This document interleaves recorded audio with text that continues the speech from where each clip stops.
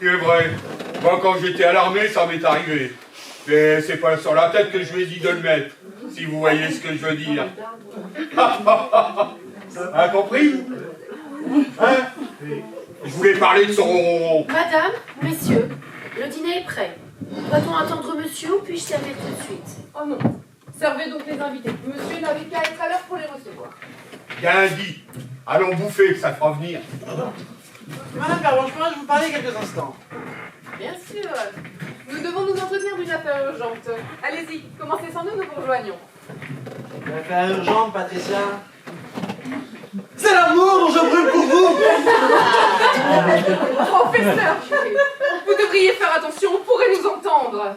Cela serait du plus mauvais effet. Je vous rappelle que vous êtes ami et associé de mon mari, le docteur Lenoir. Patricia, tout ce qui m'importe, c'est la passion que je ressens pour vous. Oh, Peter! Patricia.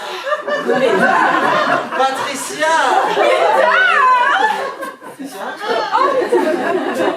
Venez avec moi dans le placard tout de suite. Dans le placard? Mais c'est complètement con. Mais non, ce sera plus prudent, enfin. Je me meurs. J'agonise et rends mon dernier souffle dans d'atroces souffrances. La vie abandonne mon corps qui s'écroule, tandis que mon esprit se trouve en un long tunnel où brille une grande lumière qui m'attire. Oh, qu'une envie irrésistible me prend d'aller vers elle. Et ainsi s'achève ma mort définitive, et à tout jamais. Et là s'achève mon agonie et mon ultime réplique, qui est aussi la seule de ce sketch d'ailleurs.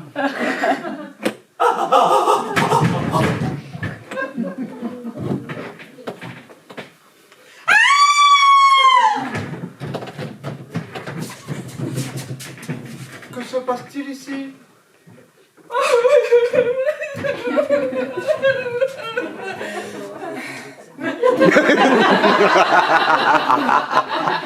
Que dit madame?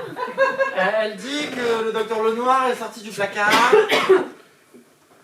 Non, d'une pareille péripatéticienne borgne. Je m'en doutais. De quoi donc? Qu'il était de la jaquette flottante. Non, je voulais dire qu'il est sorti du placard et qu'il est mort. Quoi? Monsieur est mort? Mais où est-il? Là. Oh, le docteur Lenoir est mort. Mais qui, quoi? Comment? Bah, on n'en sait rien. Qu'est-ce qu'il a dit avant de passer leur magot? Bah, il a parlé d'un couloir dans lequel il devait aller. Et aussi qu'il devait changer une ampoule. Non, non, il a parlé d'un faisceau lumineux qui l'attirait et qui le poussait à mourir. Il a parlé de lumière, quoi. Effectivement. Monsieur voulait peut-être qu'on appelle un électricien. Bon, vous venez écouter un petit peu. Moi, je commence. Ah! Je me meurs. J'agonise et rends mon dernier souffle dans d'atroces souffrances. La vie abandonne mon corps qui s'écroule, tandis que mon esprit se trouve en un long couloir où brille de grandes lumières et qu'une envie irrésistible me prend de la suite pour mourir à un moment définitif à tout jamais. Et ainsi s'achève en agonie la dernière réplique de ce sketch. Merci pour tout ça. On est d'accord qu'il a parlé de lumière. Bon, qu'est-ce qu'on fait? On l'enterre.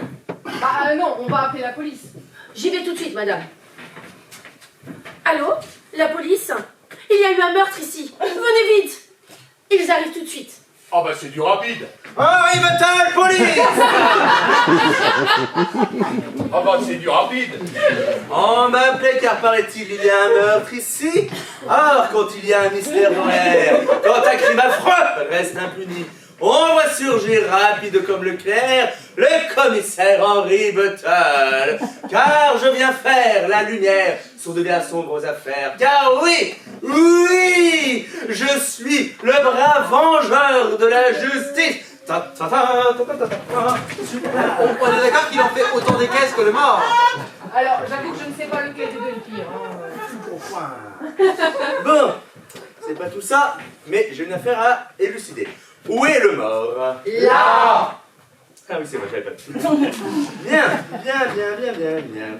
A-t-il dit quelque chose avant de mourir? Oui. Oui, il a parlé de lumière.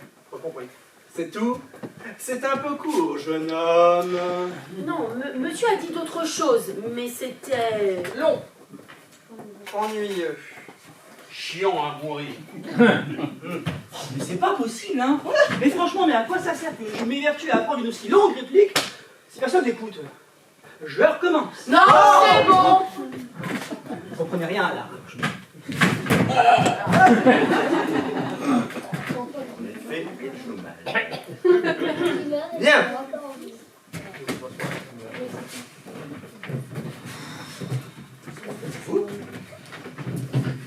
Y a-t-il d'autres personnes présentes dans cette maison qui ne sont pas présentes actuellement dans cette pièce?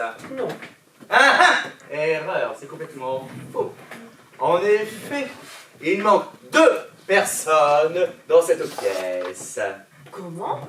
Mais c'est impossible. impossible. Et si, c'est possible. Avec le carte kiwi. Car 2 personnes se trouvent actuellement dans ce placard. Va. Il y a du passage dans ce placard. Oui, je vais te le dire. Et je vous le prouve. Police, sortez, vous deux.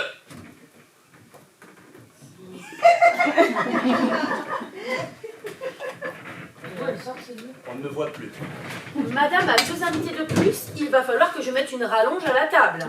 Eh bien, présentez-vous. Qui êtes-vous? Je suis le docteur Orchidée, les jurés du docteur Lenoir. Nous nous détestons depuis notre plus tendre enfance. À la maternelle, ou déjà à l'époque, il s'emparait des résultats de mes recherches. Les résultats de vos recherches, dites-vous? Oui, alors que j'avais fait de longues recherches, mené une multitude d'expériences, et après des heures et des heures de travail, ce margoulin s'est emparé de mes expériences. Attendez, pour mettre le rond dans le rond, le carré devant dans le carré, et tout cela devant la maîtresse, pour raconter tous les honneurs, que normalement, ça aurait été moi qui aurais dû être le premier. Alors déjà, c'est même pas vrai, j'ai pas triché. Vous, taisez-vous, vous êtes mort et n'en parle pas. Quant à moi, je suis Mademoiselle Joséphine Rose et je suis la fille du docteur Orchidée. Vous, sa fille. Mais ça ne tient pas debout. Bah, bien sûr que si, j'ai un très bon équilibre. Non mais, je veux dire, on voit bien qu'en termes d'âge, ça dépasse l'entendement. Non, d'un non. Ça, c'est bien vrai. Et que faisiez-vous caché dans ce placard? Eh bien, figurez-vous que je suis aussi la fille cachée du docteur Lenoir. Quoi? Sa fille cachée? Oui, car telle est ma vengeance. Comment? Mademoiselle, la fille de monsieur avec madame, mais c'est... Ignoble. Vicieux. Complètement con. Bien. Maintenant que nous avons tous nos suspects dans la pièce, il reste encore quelques questions à élucider. La première est: où le docteur Lenoir a-t-il été assassiné? Dans ton cul. Nul doute que la question où le docteur Lenoir a-t-il été assassiné, vous serez tenté de me répondre Dans ton cul. dans le placard. Mais c'est là où il a été trouvé.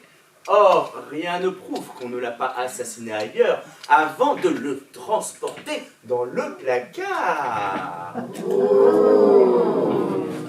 Enfin, dernière question.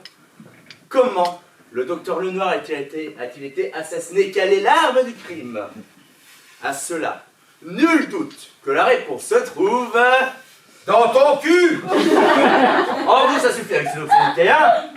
Bon, je disais donc, nul doute que la réponse se trouve dans le placard. Dans le placard? Dans le placard. Le placard. Oui, dans le placard. Dans le placard. Le placard. Le placard, placard. Le placard. Le placard ce matin, un placard. Oh, un poignard.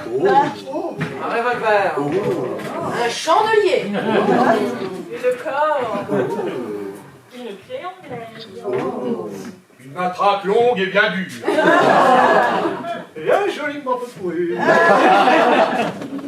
Bien, maintenant que nous avons toutes les armes possibles du crime, je pense être en mesure de résoudre l'affaire. Juste une petite chose à vérifier si vous le voulez bien. Ah ah! C'est bien ce que je pensais. Oui, j'ai résolu l'enquête. Je sais où, comment et par qui le docteur Lenoir a été assassiné. Le docteur Lenoir a été assassiné par le colonel Moutard dans la cuisine avec le chandelier. Oui, je l'avoue. C'est moi qui l'ai tué. Dans la cuisine avec le chandelier. Eh oui. Comme il a dit. Mais comment avez-vous fait pour deviner? Eh bien, voyez-vous, c'est tout simple. Il suffisait d'ouvrir les yeux. En allant explorer ce placard, j'ai trouvé quelque chose de très intéressant. Ceci, une enveloppe contenant 3 cartes, à savoir le colonel Moutarde, la cuisine et le chandelier. Et l'affaire résolue.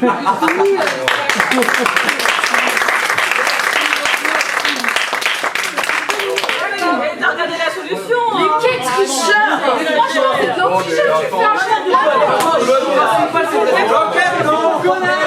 Mais aussi mauvais joueur que Monopoly. Mais vous savez ce que c'est votre problème? C'est que vous êtes des mauvais joueurs et puis c'est tout.